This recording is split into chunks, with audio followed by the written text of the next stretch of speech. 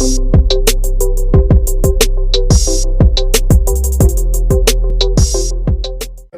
little bit about how to measure and apply a cervical collar on a patient that you suspect of having a traumatic injury with possible spinal cord injury.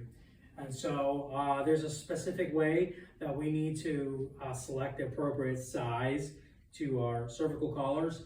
Many of our cervical collars nowadays are multi-sized, but there are still some out there that one size fits a specific measurement, a certain size.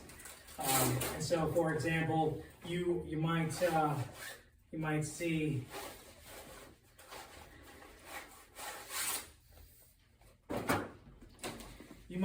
something that says a size 1 or a small pediatric patient, right? That doesn't always necessarily mean pediatric. You might have a small adult patient that would fit on. There's one that is a size 2 pediatric patient, and it actually says it on the side here, a pediatric. But once again, it could just be a small adult patient as well. And then here's one that says a regular. That's a regular fit.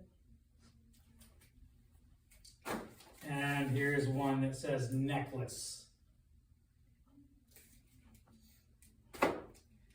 And then you've got devices like this that have actually got multiple different sizes on there, and after you measure it, you can adjust this, and I'll show you how to adjust it. You can adjust it to fit either a tall, a regular, a necklace, or what does that say? It's hard to read.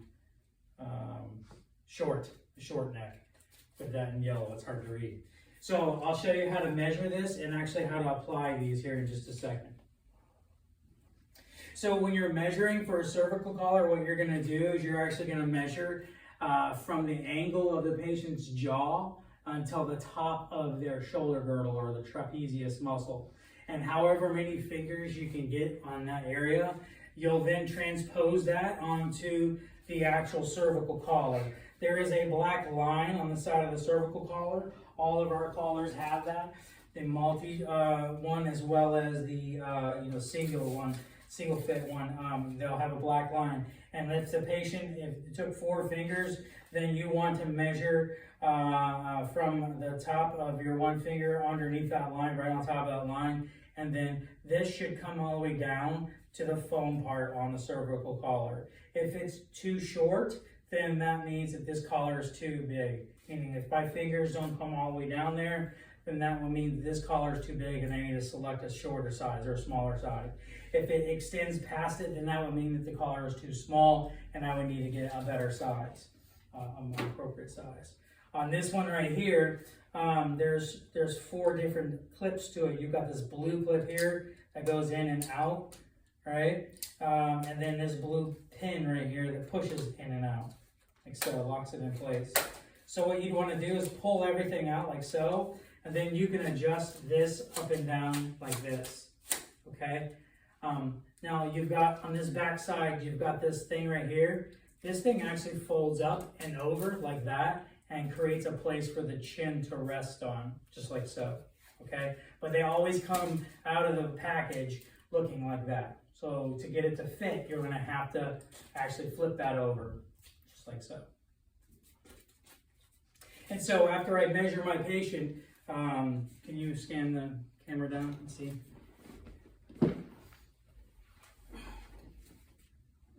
So after I measure my patient, somebody's going to hold manual C-spine, and I'm actually going to take from the angle of their jaw here, right, down to the top part of their shoulder girdle, their trapezius muscle.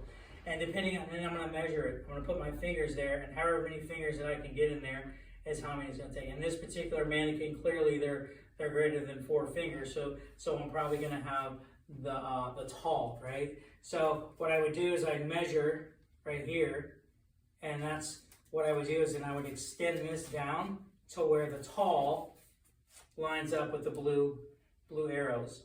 And I push those blue arrows, those clips in, and push these 2 buttons down like so, and that'll lock this in place. And then what I'm going to do is, while somebody's still maintaining manual C-spine, I just kind of hold it like a burrito, right, like this, and then I'm going to put it like so, and then if you can see, I'm actually going to put this up underneath their neck, like this, without moving their neck. And then I'm going to put this around their neck like so, and secure it. And that's how you apply a cervical collar. That's how you measure and apply a cervical collar. Sometimes you will actually have to, you might see that it might end up being bigger than you thought it was going to be, or smaller than you thought it was going to be, and you may have to adjust accordingly. If you do need to adjust your cervical collars, just make sure that somebody's always maintaining manual inline stabilization of the head, so that way we don't move our patient's head or neck around. Okay, that's all I got.